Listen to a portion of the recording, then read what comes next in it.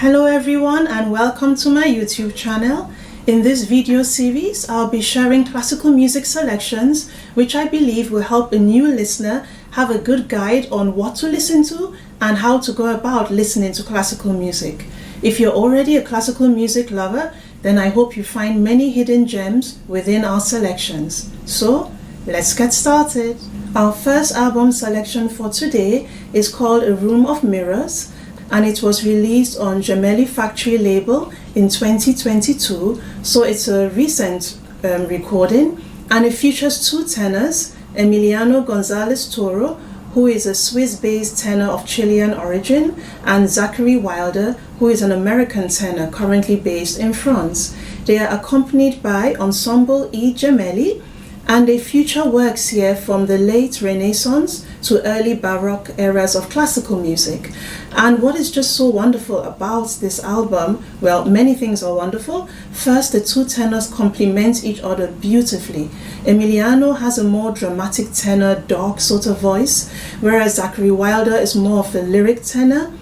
And the pieces chosen here aren't the usual ones, at least that I come across. For example, Monteverdi doesn't feature at all, but you do have contemporaries of his, like the India, and the music is absolutely fabulous. Some are haunting pieces, others are more dance-type festive pieces. It's a marvelous recording, and I would highly recommend it. So it's called A Room of Mirrors, and it was released on the Gemelli Factory label in 2022. Our second album selection for today is The Magic Flute by Wolfgang Amadeus Mozart. This is actually the first Mozart album I'm featuring in this series, but it will be the first of many.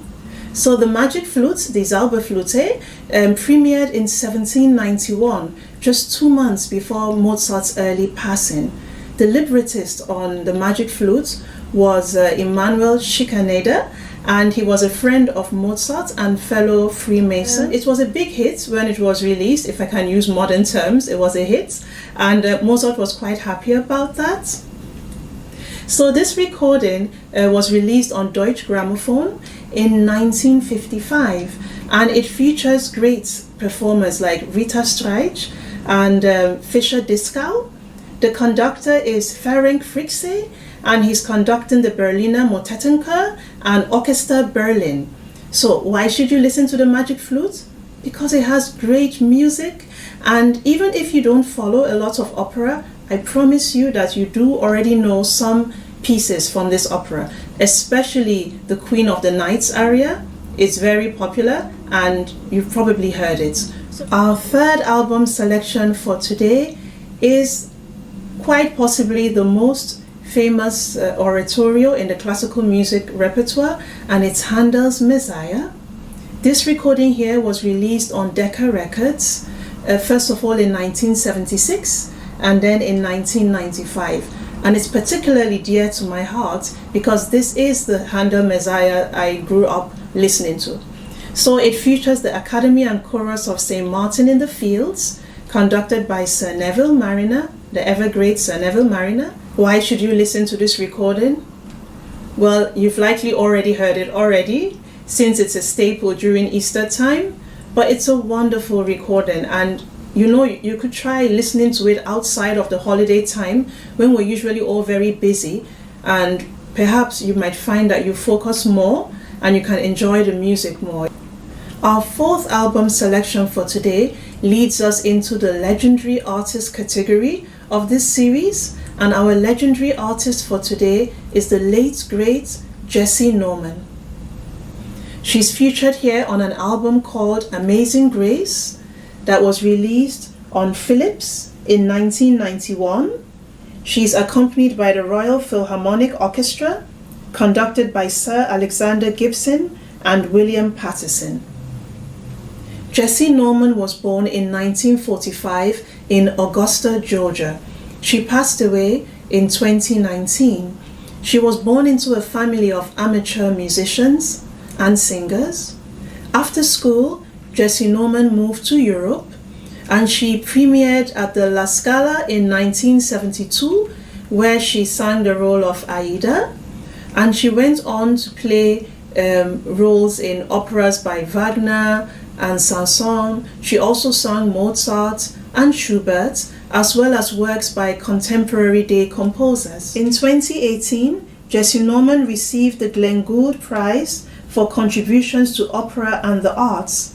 Jessye Norman passed away in 2019. She has left behind a beautiful legacy, not only of a large body of work, but she also founded the Jessye Norman School of the Arts in her hometown in Georgia, and they offer free after-school classes to children in art subjects. So that's a beautiful thing. Our fifth selection for today leads us into the Living Artist to Know category.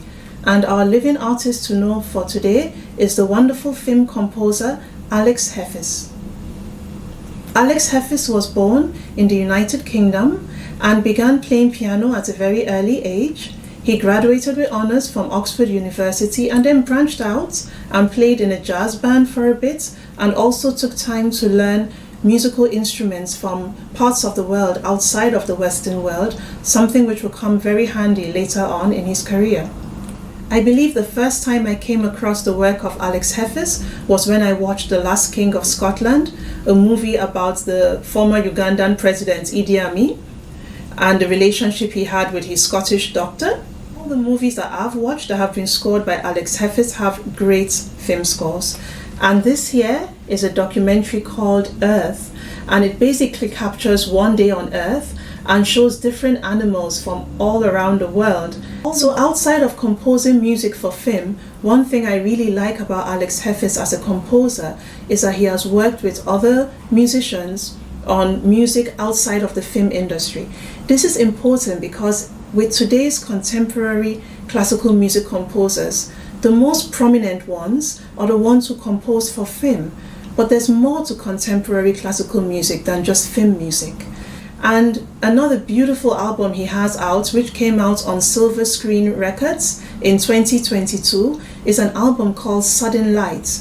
And what he did here is take some of the most beautiful of his compositions, which he had done for film, and just set them to piano music only. And he plays the piano. And this album is absolutely beautiful. I highly recommend it. It's called Sudden Lights. My sixth selection for today is our last album, and it's called Mozart in Egypt. It falls within my fifth category, which is traditional classical music. And what this means is classical music from countries outside of the Western world. It's based on a concept by Hughes de Courson and Ahmed Maghreby. And what they've done here is take some very beautiful popular Mozart pieces, and they sometimes interweave and they sometimes play in parallel alongside Egyptian traditional music.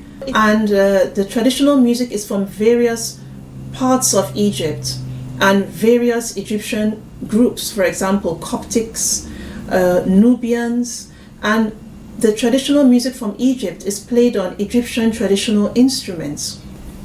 Two of my favorite pieces on here are one which is a lullaby.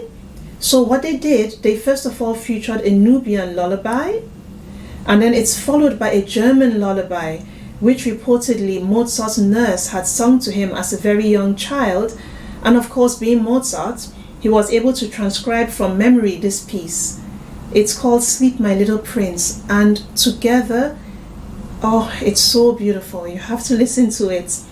And then finally, my second favorite, they're all wonderful, but if I had to pick two favorites, the lullaby, and then finally the Requiem. And what they did here, they combined various Egyptian traditional music with Mozart's Requiem. I can't describe it. It's something you have to listen to, preferably in silence, to allow the majesty of Mozart's Requiem along with these Egyptian traditional pieces to really take a hold of you. Absolutely beautiful. Thank you for watching my video series. I hope you found it enjoyable and you discovered some new music. Please subscribe to my channel. If you've liked my video, please give me a like and leave a comment in the comment section. I look forward to seeing you on my next video, and until then, stay well.